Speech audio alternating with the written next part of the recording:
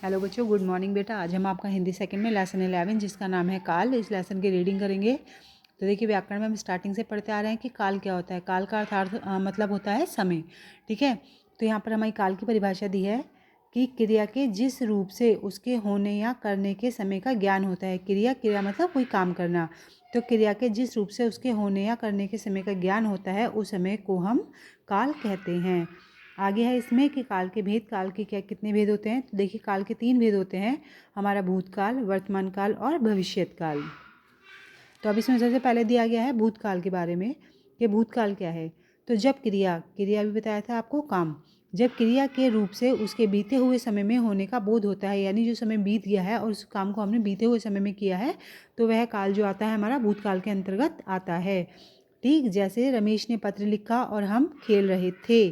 ठीक है, तो लिखा और खेल रहे थे, यह सब क्या हमने पहले कर चुके हैं, तो ये क्या हो गया, हमारा भूतकाल हो गया। ठीक है, अब इसमें बताया गया भूतकाल के भी 6 भेद होते हैं। पहला होता है सामान्य भूतकाल, आसन भूतकाल, पूर्ण भूतकाल, अपूर्ण भूतकाल, संदिग्ध भूतकाल और हेतुमत भूतकाल। तो पहले आ जाता है हमारा सामान्य भूतकाल।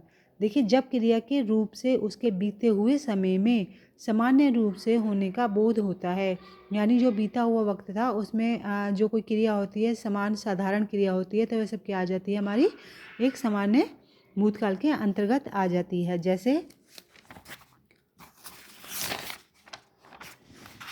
कि विवेक ने पत्र लिखा, एक सामान्य सी बात है ना, और उसने लिखा था, तो हमारा क्या आ गया, हमारा सामान्य भूतकाल के अंतर्गत आ गया। गोविंद ने खाना खाया। ठीक है, तो नॉर्मल सी बात हो गई, तो जो आ जाती है हमारी सामान्य भूतकाल के अंतर्गत आ जाती हैं। दूसरा आ जाता है हमारा आसन भूतकाल। जब क्रिया के रूप से यह पता चलता है कि जो कार्य है वह भूतकाल यानी पहले, पीछे हुए टाइम में, भूतकाल में आरंभ होकर अभी अभी समाप्त हुआ है, यानी अभी अभी खत्म हुआ है, तो वह हमारा क्या आता है, वह आसन भूतकाल के अंतर्गत आ जाता है। जैसे मैंने कहानी सुनी है। ठीक, गीता ने पुस्तक पढ़ी है।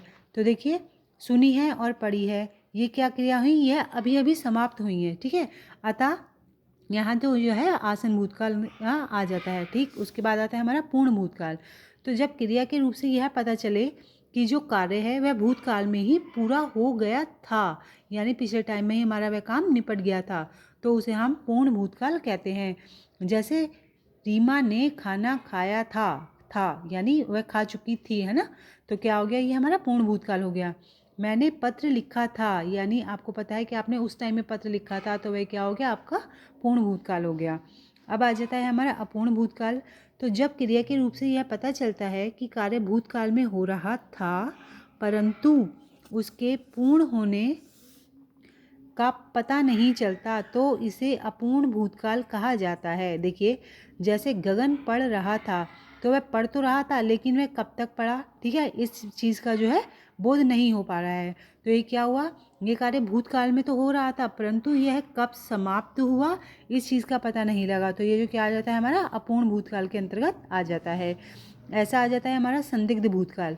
तो जब क्रिया के रूप से उसके भूतकाल में होने के बारे में संदेह हो, यानी जिसके बारे में पक्का कन्फर्म नहीं हो, ठीक है, तो उसे क्या कहते हैं, संदिग्ध भूतकाल कहा जाता है। जैसे गाड़ी चली गई होगी, यानी इसमें कन्फर्म नहीं है कि चली गई होगी या नहीं गई होगी, तो ये क्या हो गया, संदिग्ध भूतकाल हो गया। अब आ जाता है हमारा हेतुमत भूतकाल।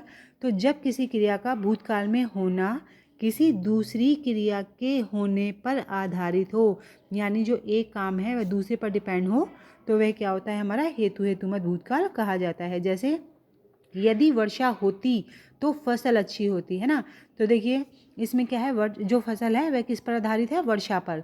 तो इसमें कहा गया ना कि यदि वर्षा होती तो फसल अच्छी होती, यानी वर्षा नहीं होगी तो फसल अच्छी नहीं होगी, तो ये दोनों क्या है, एक दूसरे पर आश्रित हैं। तो जब जो क्रिया होती है, एक क्रिया दूसरे पर आधारित होती है, तो वहाँ हेतुमत भूतकाल होता है। ठीक है, अब उसके बाद आ जाता है हमारा वर्तमान काल।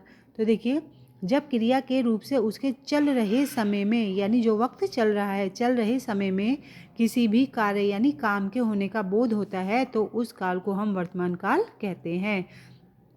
जैसे बिल्ली दूध पीती है और वर्षा हो रही है, यानी हमारे जो इस समय में प्रेजेंट में हमारे काम हो रहा है, उसे हम क्या कहते हैं, वर्तमान काल। ठीक है, अब है वर्तमान काल के भी 3 मुख्य उपभेद होते हैं। पहला होता है सामान्य वर्तमान काल, दूसरा होता है अपूर्ण वर्तमान काल और तीसरा होता है संदिग्ध वर्तमान काल। तो पहला आ गया हमारा सामान्य वर्तमान काल। तो देखिए, जब क्रिया के रूप से उसके वर्तमान समय में सामान्य रूप से होने का बोध होता है तो उसे हम सामान्य भूतकाल कहा जाता है। जैसे मैं जाता हूँ, यानी आप इस समय में जा रहे हैं, तो ये हमारे क्या है, वर्तमान और सामान्य सी बात है। रमेश पढ़ता है, तो ये क्या हो गया हमारा, अभी पढ़ रहा है ना, तो ये हमारा क्या आ गया, सामान्य वर्तमान काल हो गया। ठीक, ऐसे आ गया हमारा अपूर्ण वर्तमान काल। तो जब क्रिया के रूप से यह पता चले कि कार्य अभी यानी वर्तमान में ही चल रहा है तो उसे अपूर्ण वर्तमान काल कहा जाता है। यानी हम इस समय जो काम कर रहे हैं और वो हमारा पूर्ण नहीं हुआ है तो वह क्या हो गया, हमारा अपूर्ण वर्तमान काल हो गया। जैसे मैं पढ़ रहा हूँ, यानी मैंने अपनी पढ़ाई ख़त्म नहीं की है, मैं अभी तक पढ़ ही रहा हूँ।